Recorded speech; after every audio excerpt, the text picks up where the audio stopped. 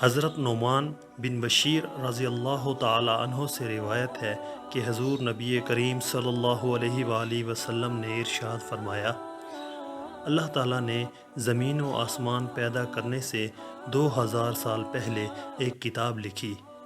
اس کتاب کی 2 آیتیں نازل کی اور انہی دونوں آیتوں پر سورۃ بقرہ کو ختم کیا۔